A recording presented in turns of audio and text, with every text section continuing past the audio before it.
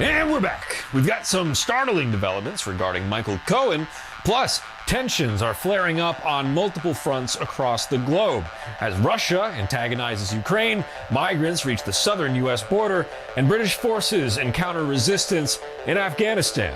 We've got the latest details on those events, and of course, you'll be getting all the campus news. From WHIP, I'm Tony Pearson, and this is your WHIP Weekly News Crackdown.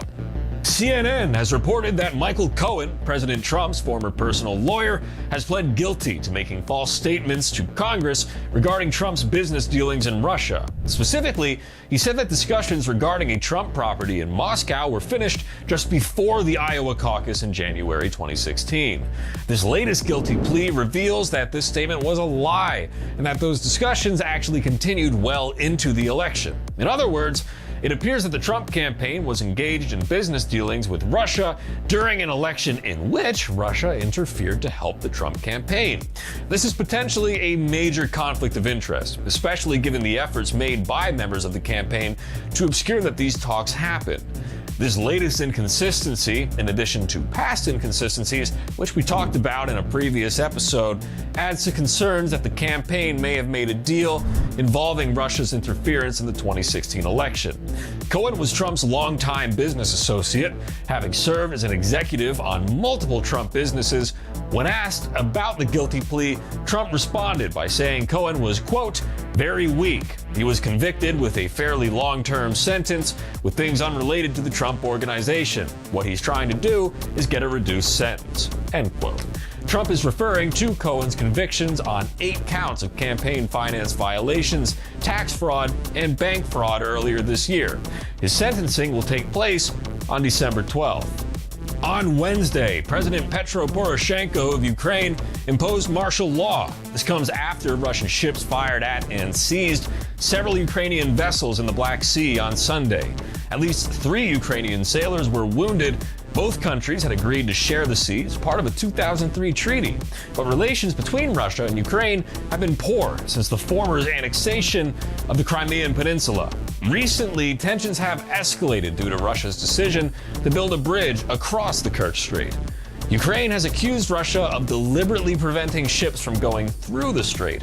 President Putin has responded to Ukraine's protests by saying that the conflict in the Black Sea was staged by President Poroshenko in an attempt to boost his ratings for the 2019 election.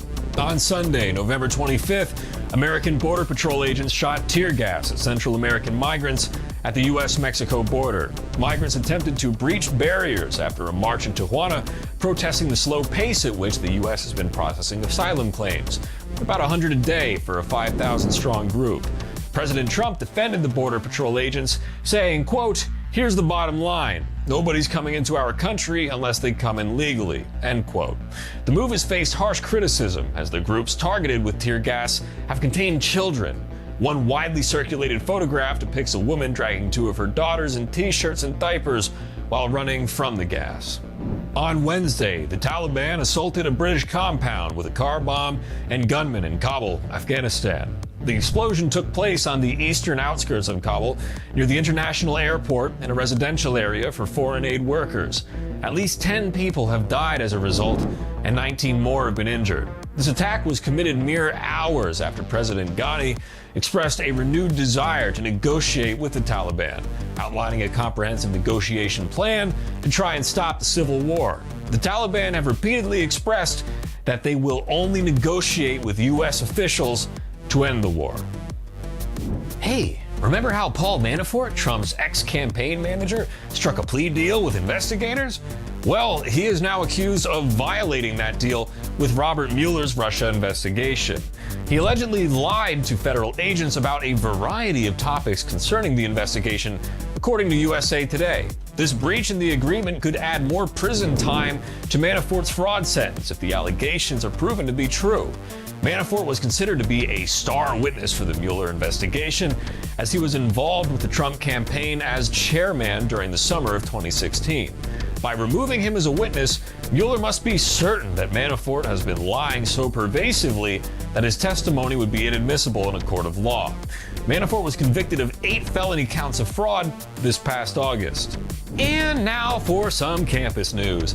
According to the Temple News, Temple University formally removed Alpha Epsilon Pi's chapter from the school after a months-long investigation into violations of the university conduct policies.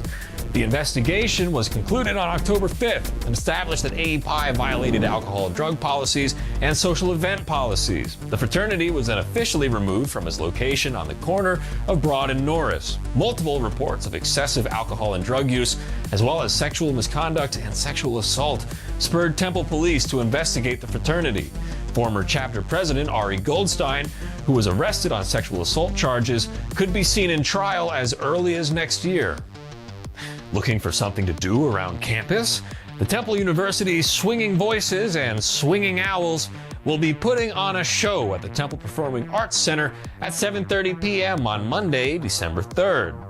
A World AIDS Day panel will be held in room 200 AB of the Howard Giddes Student Center on Tuesday, December 4th from 6:30 p.m. to 7 p.m. This panel will examine Temple University's role in confronting the HIV/AIDS crisis, as well as opportunities for advocacy. The annual holiday book sale will be hosted by the Temple University Press in Mitten Hall on Wednesday, December 5th, Thursday, December 6th, and Friday, December 7th. If you're looking for some holiday gift ideas, this is the perfect place to find something. That's all the time we have for today. Tune in at this time next week for more of the news you care about. From WHIP, I'm Tony Pearson, and this has been your WHIP Weekly News Crackdown. That's not what the script said.